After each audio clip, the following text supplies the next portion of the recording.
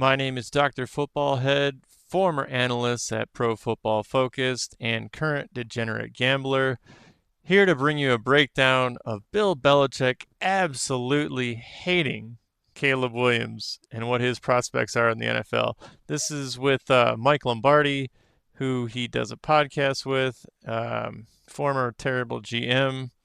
Let's go ahead and get into it. Caleb Williams, who, if you watch the highlights, you think, oh my God, this guy is going to light the world on fire. But I think you can take us behind the curtain a little bit here to show us some things that Caleb's going to be a good player, but there's things he needs to work on. Yeah, there are definitely things he needs to work on.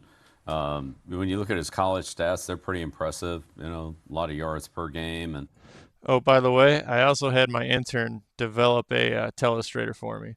So as you can see here, we got a couple guys running this way. Oh, right towards Lombardi.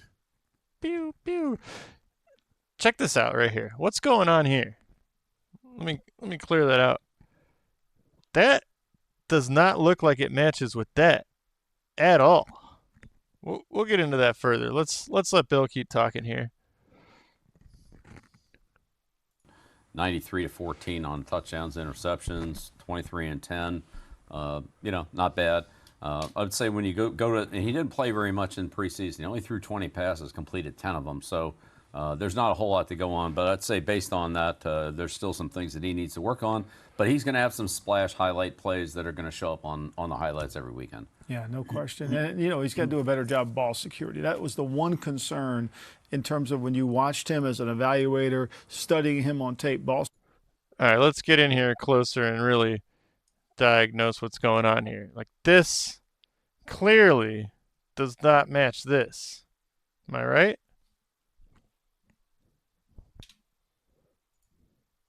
Security in the pocket, and there were times he played small in the pocket. Sometimes he couldn't see things down the field, and I think you're going to show us some of those clips too. All right, so preseason here against Cincinnati. Now, just for the record, this is Cincinnati's backups against the first team. Cincinnati's backups? Wait till Bill Belichick finds out that Caleb Williams went 10 for 29 for 93 yards against the Titans and won. Chicago Bears, which for us sit in that GM head coaching offices. This competition, the level of comp is so important to evaluate in preseason. If your ones don't do good against their twos, you and I were going to have a hard time having that talk, right? Yeah, that's right. Gets out of the pocket here, no real pressure. I don't know. It's kind of makes not a great throw there. 3rd and 10 here. We come up here. 3rd and 10. This is the first series of the game. This is the first drive. I think the Bears, the intent here was to start fast, get some confidence. He didn't play a lot in preseason. So, the Bengals are saying, look, we got our backups on the field. See what you can do. Take it from there. And third down, third down is the hard down for the quarterbacks in the NFL. Third down, red area, and 2 minute. I don't know why he's looking in here. Slot receiver is clearly double covered. You got to find the single coverage. Now, Shane Waldron, the offensive coordinator, is keeping a couple guys in the tip here. So we're doubled here. We're doubled here. I got a telestrator. There's the single coverage. I mean, that's the guy you got to throw it to. You certainly can't throw it to this guy. But Caleb kind of hangs on to the ball here and tries to stuff it into the slot receiver who pulls up and ends up being intentional grounding and all that. Poor decision. Speaking of stuffing it in, do you know that Bill Belichick's girlfriend's 24 years old? Can you imagine being her dad, being younger than Bill Belichick, and finding out that Belichick's stuffing it in your 24-year-old daughter? Oof. Yeah, it is. That's not who you want to be throwing the ball to, and it ends up being not only an incomplete pass but intentional grounding. I thought this was a missed opportunity here. Here's the post, and again, a good chance to lay it out there. There's no pressure at all. A good opportunity to step up in the pocket and let it go. And this ball, instead of kind of being out in front of the receiver where he can run through to the post, right? Here's the goal post, and we say the post right. Usually it's a near upright is what the runner's the receiver is aiming for. Here this ball ends up being back over his outside shoulder, and chance for a big play here, and I just didn't think he was very accurate on this throw. I don't know why you throw the post behind the receiver. I could hear Al Davis screaming to me, let him catch it with his feet, because he always wanted the receiver, like a center fielder in baseball, to go get the ball. There's a perfect example of how do you catch the ball with your feet. What the is Lombardi talking about? Catch it with your feet. You catch it with your hands. The quarterback didn't give him a chance to do it. No. Don't take And this is another advice from one Al think Davis Caleb on like that catching back here. footballs. Again, no real pressure. Middle of field close. Middle of field close. Here's, right up the seam. It looks like he's looking at him, but I don't know. Maybe he can't see through the rush here. It's too short to But play that's NFL one, quarterback. It's a touchdown right here. Yeah. And this is the backup defensive front against the Bears starter, and they get a sack They're here. playing Again, against I know the backups. Bears are talking today. They've got a lot of great skill, but they better protect him, or else these are going to be the problems. Yeah. FYI, absolutely. Keenan Allen, as far as the skill that they have on the outside, Keenan Allen is washed. Against the Titans, him and Williams were so off on every single throw. I can't wait to see Belichick next week talk about Williams. Protection is going to be a big issue for the Bears, how well they can do that and how well they can, I would say, throw the ball in bad weather. I mean, it's fine now in August and September, but, you get in Chicago in November, December, the passing game is going to be tough. So I think there's some elements that are going to have to come together for him. But, these are the kind of throws you want to see, Caleb make. It's really not a hard play. You just can't see it. Ends up getting sacked. Could have been a touchdown. Ends up being a sack. Yeah, it's supposed to be 15-mile-an-hour winds when they play Tennessee this weekend in Chicago. One thing about Chicago, there's never an easy weather day.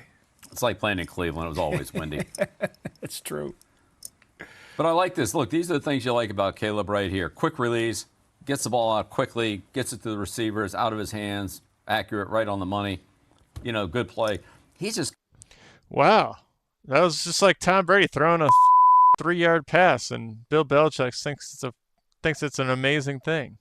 Got to make those kind of plays. And then when you get a chance to make a big one, whether it be a post or a seam route, take advantage of it and hit it. This is really a highlight play. This is the kind of play that not too many players can make. I think this is why plays like this are why Caleb Williams was the number 1 pick in the draft. He does a good job here of extending the play and, running to his left. He's really, off balance, and he heaves it up there. Man, on the sideline that's Zach Wilson-esque. Throw. That's beautiful. Rome Odunze with a great catch. I mean, look, those are the plays that make you the first overall pick in the draft, but there's to be more consistently. I think it's amazing how well these young quarterbacks in the league can throw the ball off balance, though. Yeah. That's one of the things that has really changed in the game is the ability to shoot the ball off balance and throw the ball off balance. Right. Here's another play that I thought Caleb missed. He gets out of the pocket here on this bootleg and the scramble, and so he's got a receiver running to the flat. Here's the over route. Hold on, let me see if I can help this. He nails it. Out right there, wide open for a touchdown. Just throw it to him. I don't understand why he doesn't do that. He must not see him. And It's so too then, short. Instead of throwing the ball right here for a touchdown, he scrambles around. And ultimately, does find a receiver in the back of the end zone. Does a nice job of keeping his eyes down the field here. But Okay, see this defender right here? Against Tennessee, this defender gets him every single time. These are the second string players. And that's the only reason this works. receiver's out of bounds, and so it ends up being an incomplete pass where really it's an easy touchdown here. He cannot outrun Again, his real NFL athleticism players.